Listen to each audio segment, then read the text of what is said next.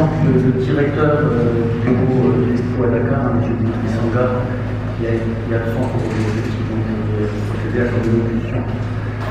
Donc, monsieur le représentant du ministre de l'Éducation nationale, directeur de la planification et de la réforme de l'éducation,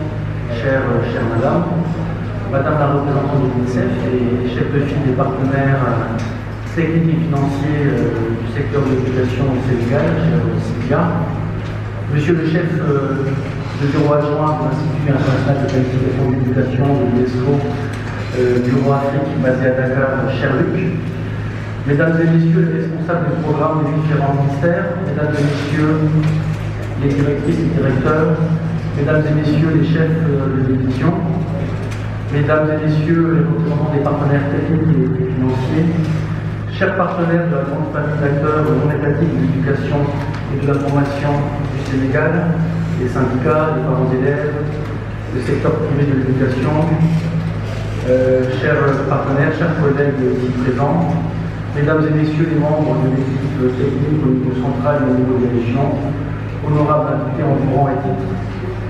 Donc, au nom du directeur du bureau de l'UNESCO à Dakar et agent partenaire, comme l'a rappelé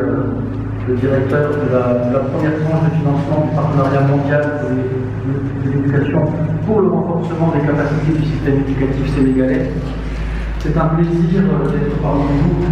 avec l'ensemble des partenaires de l'éducation pour le lancement du premier rapport sur l'état du système éducatif national, qu'on appelle plus communément le RESEN. Le diagnostic sectoriel de l'éducation au Sénégal, le RESEN, tombe à un bon moment, on va dire, car il coïncide avec la fin de la première phase du programme d'amélioration de la qualité, de l'équité et de la transparence, le paquet.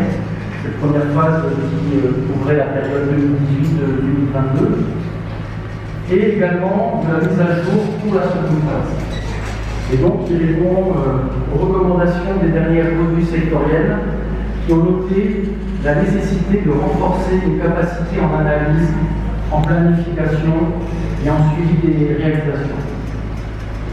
En effet, il est apparu que les données du secteur sont parfois dispersées et incomplètes, avec comme corollaire des analyses qui peuvent parfois être une portée assez limitée, ne permettant pas un dialogue sectoriel plus efficace et donc ne permettant pas non plus de renforcer la mise en œuvre de la politique éducative en cours.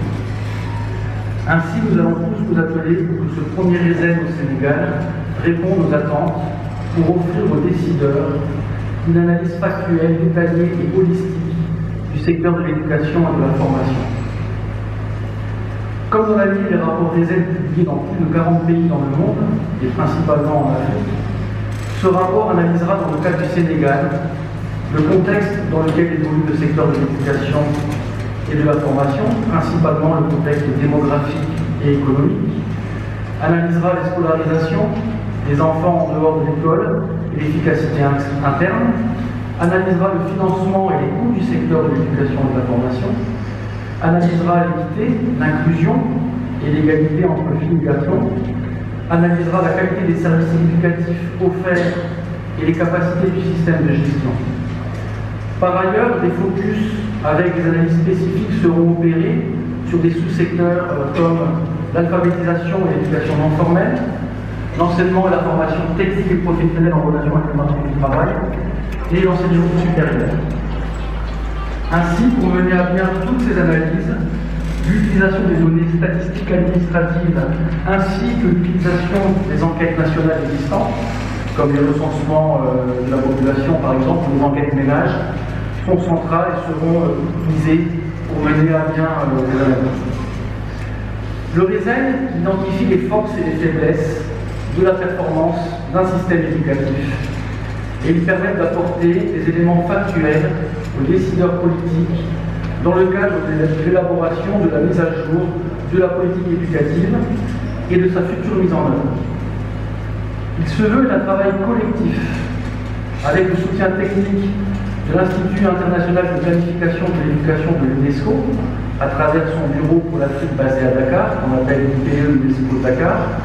et qui a une longue expérience d'appui au pays concernant les analyses sectorielles de type RESEN. L'accent sera mis sur le renforcement des capacités nationales, qui sera facilité par une méthodologie et une approche convenue avec la DEPRE, couplée par une formation en mode mixte en gestion et politique sectorielle et gestion des systèmes éducatifs, appelée PSGSE,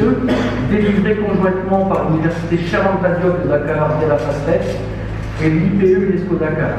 et pour laquelle 8 cadres des ministères en charge de l'éducation sont en train de suivre la formation au cours de cette année universitaire. D'autres cadres des ministères en charge de l'éducation ont déjà suivi cette formation au cours des promotions précédentes, et ce depuis 2007, année de démarrage de la formation. Il est important également de noter que des ressources nationales sont mobilisées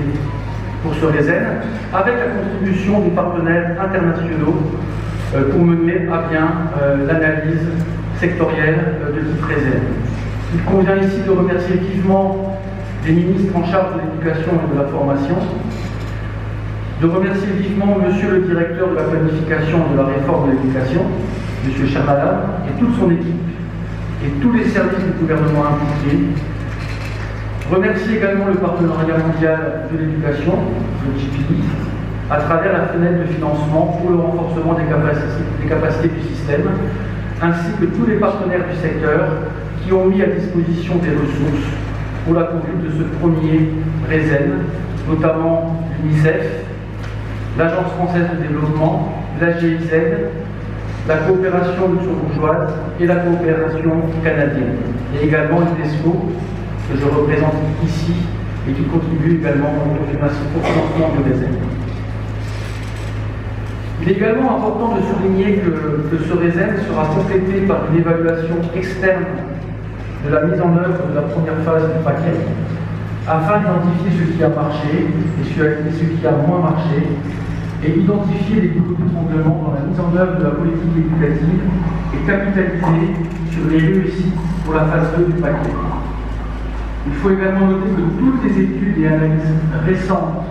sur différentes thématiques du système éducatif doivent être également utilisées afin de compléter le RESEN et cette évaluation externe de la première phase du paquet et afin de renforcer la phase 2 du paquet. Ainsi, les résultats restitués de l'analyse sectorielle et de l'évaluation de la première phase du paquet, ainsi que l'utilisation d'autres études et analyses récentes menées sur le système éducatif,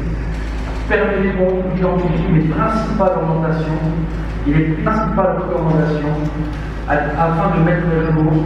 la seconde phase du paquet avec un objectif d'être encore plus efficient et plus efficace dans la mise en œuvre de la politique éducative. Je vous souhaite donc un excellent atelier de lancement des activités du RESEN, un excellent travail dans le processus enclenché de mise à jour du paquet